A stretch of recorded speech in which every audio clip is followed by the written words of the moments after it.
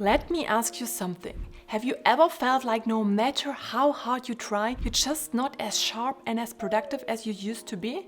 You're putting in the hours, juggling work, life, family, friends, and maybe even trying to squeeze in a bit of me time, but somehow it feels like the younger folks around you are breezing through their day while you're stuck in the weeds.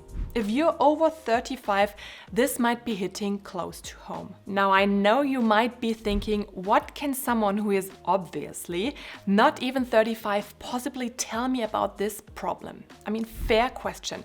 But here's the thing. After spending more than a decade in management consulting and the corporate world, I've had a front row seat to see these challenges. I've worked alongside seasoned professionals, most of them over 35, and I've seen how even the most experienced individuals can start to struggle when it comes to one crucial area: managing their time. You see, it's not just about having years of experience. It's about recognizing patterns, understanding the pitfalls, and knowing how to avoid them. I've spent years observing, analyzing, and implementing what works and what doesn't when it comes to productivity and time management. And I've helped countless professionals optimize their schedules to achieve more with less stress. But here's the deal. Those who master their calendar are not just keeping up with the competition, they're pulling ahead. They're less stressed, more productive, and better positioned to seize opportunities. So why are so many people over 35 falling behind in this critical area? In this video, I'm going to break it all down for you. I'll show you why optimizing your calendar is the secret weapon you've been missing, how to avoid the common mistakes that are holding you back, and the exact steps you can take to regain control over your time and, more importantly, your life. Stick with me, because by the end of this video, you'll have the tools and strategies to not only keep up with those younger colleagues, but to surpass them, all by making your calendar work for you. So let's dive in. You might think you've got your calendar under control, but there are some common pitfalls that trip even the most experienced professionals. And here's the reality. If you're beyond your mid-30s and you're still struggling with these, it's probably costing you more than you realize. First up, overbooking. We've all been there. Your day is packed with back-to-back meetings, tasks, and commitments, but it feels productive, right? But there's the truth. Constantly filling every available slot on your calendar isn't a sign of productivity. It's a recipe for burnout. What happens when something unexpected comes up, or when a meeting runs over? Suddenly, you're playing catch-up and your entire day spirals out of control. Overbooking doesn't just steal your time, it steals your focus and energy. In addition, just having a bunch of meetings in your calendar does not make your work more valuable or create better outcomes. Remember that quality trumps quantity, and just being present in meetings doesn't mean you have added value. Sounds harsh, but that's the truth. Next, let's talk about neglecting personal time. This is a big one, and I know this from experience. There was a time when I was so focused on my work that I'd push personal time to the back burner. I'd tell myself, I'll just finish this one last thing, but that one last thing would turn into an all-nighter, and before I knew it, my personal life was suffering. Without time to recharge, my productivity plummeted, and I started to lose the edge that I prided myself on. It was a wake-up call that forced me to rethink how I manage my time and life. And spoiler, the story did not only end up in improving my time and calendar management, but also let me switch jobs. But in any case, especially when the importance of family and personal time increases over the course of your 30s, having and protecting personal time is key for a sustainable and happy work-life balance. And finally, a common pitfall is failing to prioritize.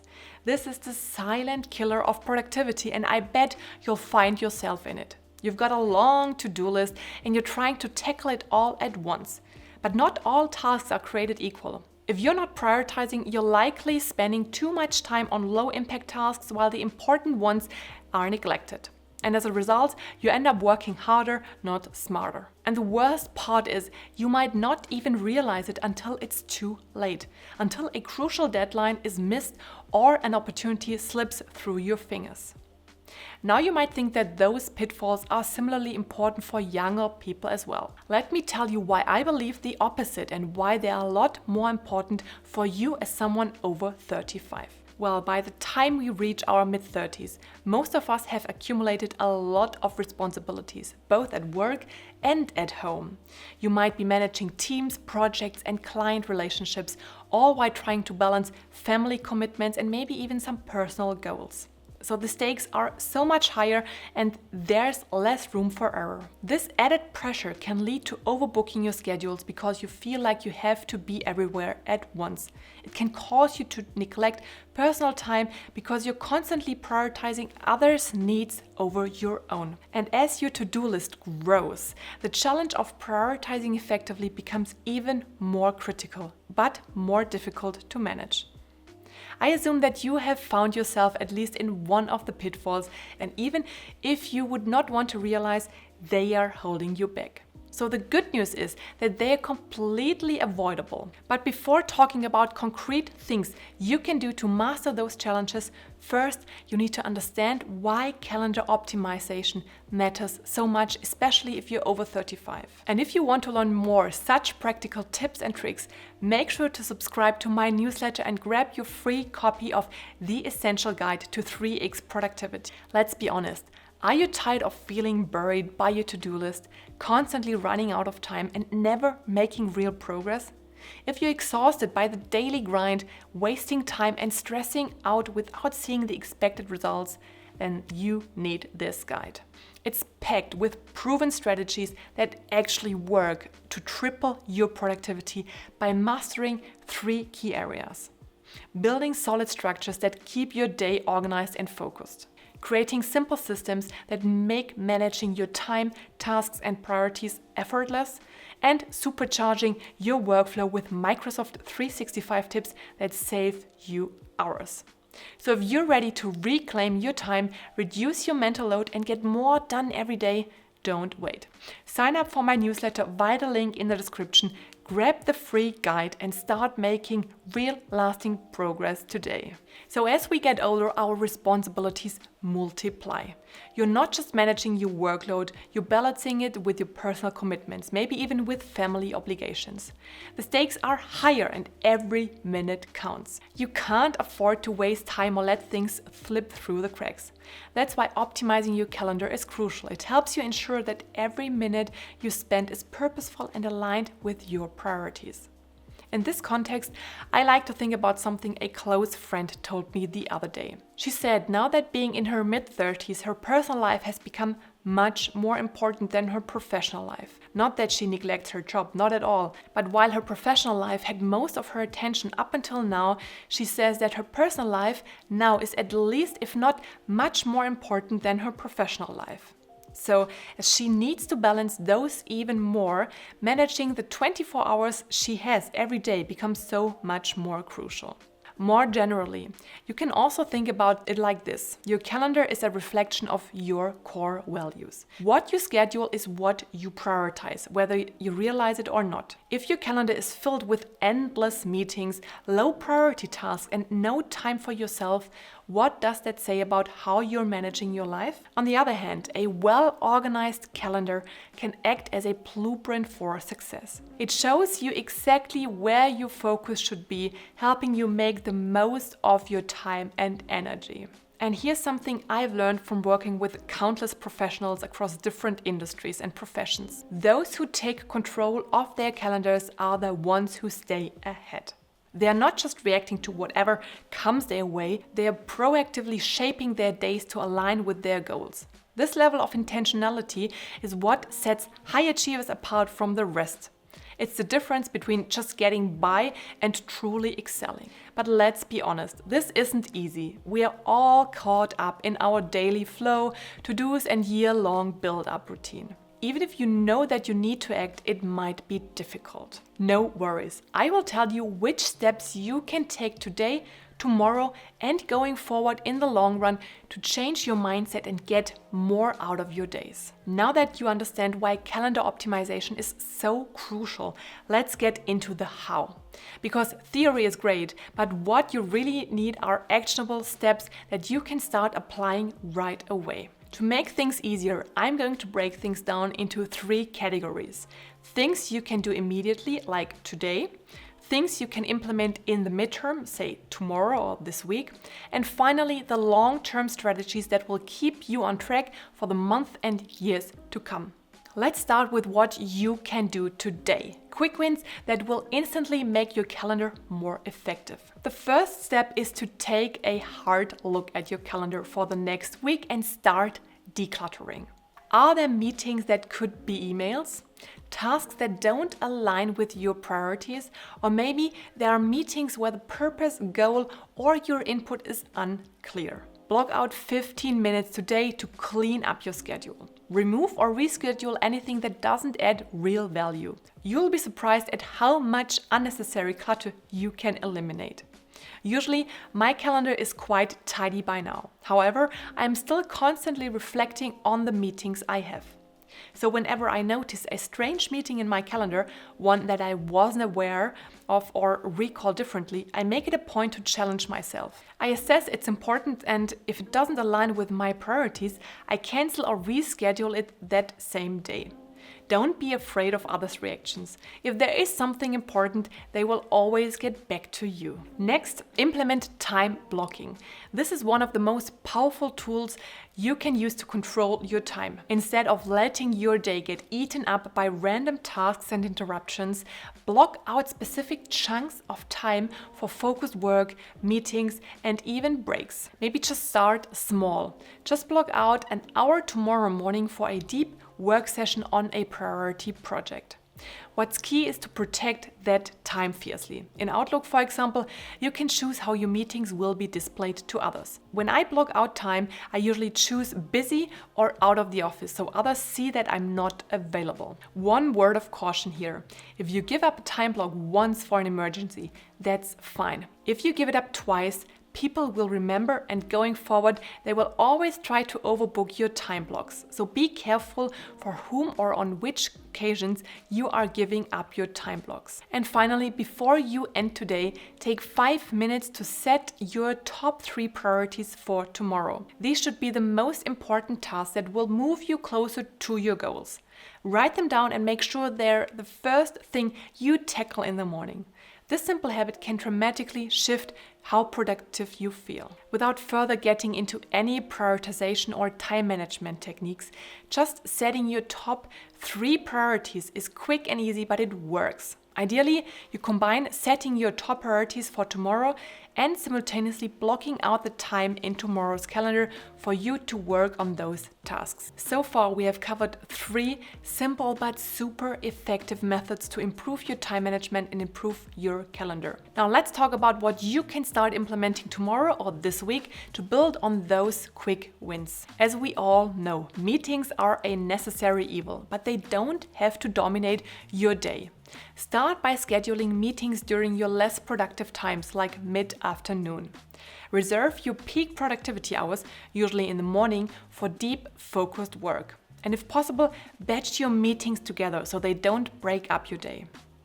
I found that shifting meetings to the afternoon was a game changer for me. Mornings are when I'm at the sharpest, so keeping that time free for critical work has made a huge difference. Meetings in the afternoon still get done, but they don't derail my most productive hours. However, reflect on your preferred working style and adapt this tip.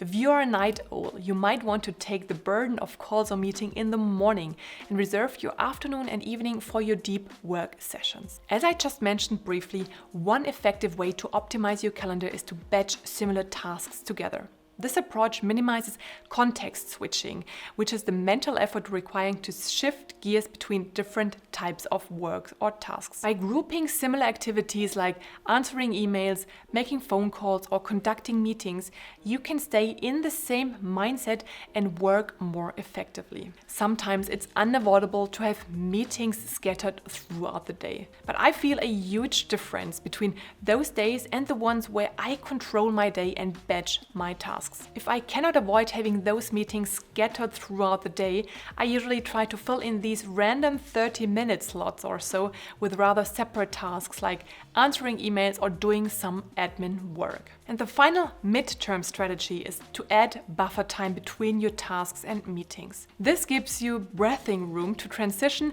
reflect, or handle any unexpected issues. For example, if you have back-to-back meetings, schedule a 10-minute buffer between them.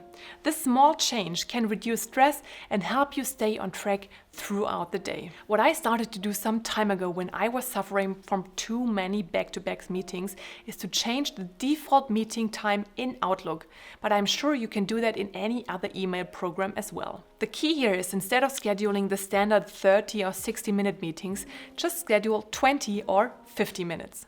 By taking away 10 minutes from your meetings, you get 10-minute breaks and avoid back-to-back meetings. In addition to this tip, make sure to schedule longer buffer or overflow slots of 30 minutes or so throughout the day. They help you work on unexpected high priority tasks or work on something that takes longer than you initially expected. Finally, let's look at the long-term strategies that will keep your calendar optimized and your productivity soaring for the month and years ahead. Commit to a weekly review session. Set aside 30 minutes every Friday or Sunday to review the past week and plan for the week ahead. Look at what worked, what didn't, and adjust your calendar accordingly. This habit will ensure that you stay aligned with your goals and can make necessary adjustments before things go off track. I can't stress enough how important this is. My weekly review is sacred because that's the time when I wind down on Fridays and reflect, recalibrate and plan and make sure I'm on track for the week ahead. Don't worry about taking 30 minutes just to reflect on a plan.